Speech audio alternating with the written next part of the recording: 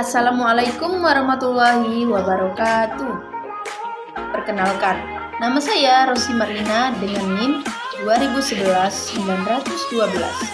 Saya adalah salah satu mahasiswa Universitas Islam Negeri Sultan Taha Syaifuddin Jambi, program pendidikan agama Islam.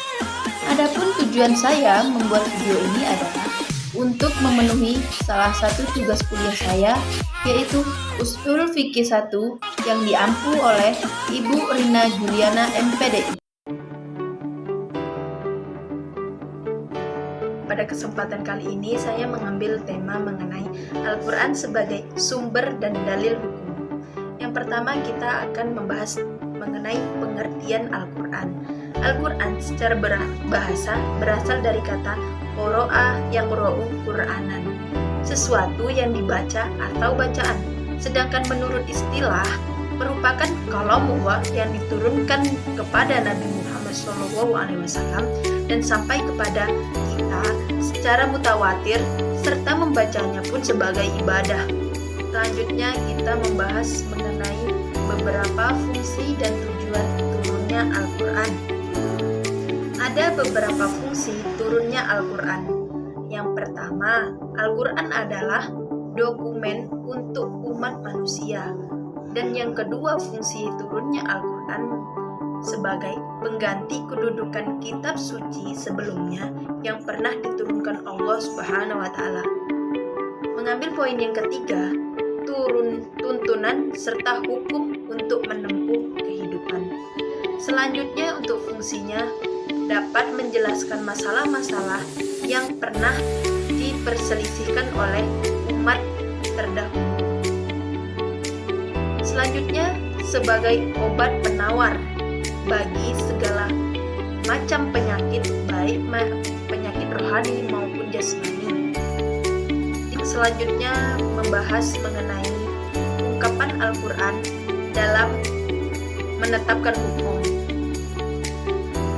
Di atas sudah kita jelaskan mengenai beberapa pengertian Al-Quran. Sekarang lanjut mengenai Al-Quran merupakan sumber hukum Islam yang sifatnya umum. Maka sebagian besar hukum yang dijelaskan bersifat global dan hanya beberapa yang bersifat mendetail. Secara garis besar, penjelasan hukum oleh Al-Quran terdiri dari 3, sebagaimana yang terdiri atas ijmali, dan yang kedua mengenai tafsili, dan yang ketiga mengenai isyarah. Dari 3 poin, di sini saya akan menjelaskan mengenai ijmali. Ijmali itu global. Ijmali ini menjelaskan Al-Quran bersifat umum, sedangkan sunnah Nabi yang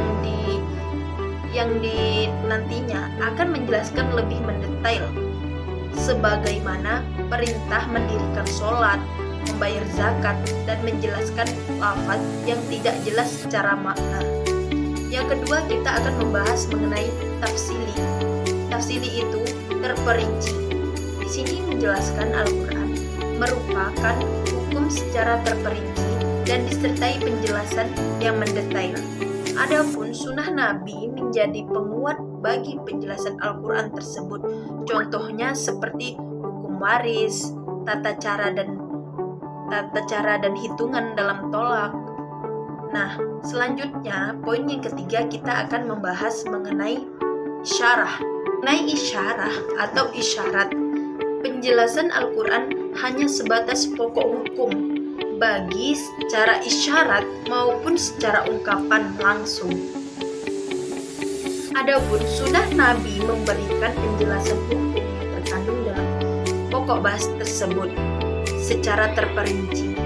Dari 3 pembahasan tersebut, di sini ada cara yang tafsili, hanya berbeda dalam penggunaan istilah saja, sebagai firman Allah Subhanahu wa Ta'ala, A'udzubillahi minasyaitonirrajim. Bismillahirrahmanirrahim.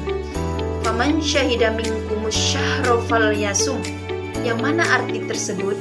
Barang siapa di antara kamu hadir atau di negeri tempat tinggalnya bahwa di bulan itu, maka hendaklah ia berpuasa pada bulan tersebut.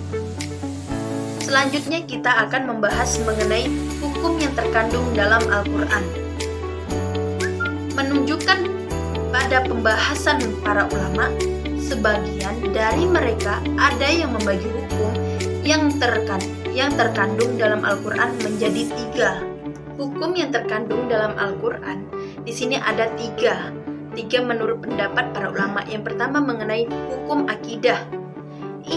Ini hukum akidah tersebut sesuatu yang berkaitan dengan keyakinan manusia kepada Allah Subhanahu wa Ta'ala dan juga kepada para malaikat, kitab, rasul, serta hari akhir.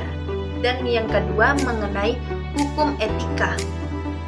Ini membahas mengenai sesuatu perilaku yang berkaitan dengan kepribadian diri, di antaranya kejujuran, rendah hati, sikap dermawan, dan menghindari sifat-sifat buruk pada dirinya seperti halnya iri, dengki, sombong, dan lain-lain.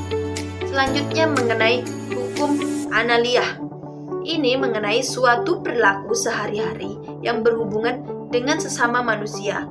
Cukup sekian materi yang saya sampaikan mengenai Al-Quran sebagai sumber dan dalil hukum. Semoga bermanfaat. Saya akhiri. Wassalamualaikum warahmatullahi wabarakatuh.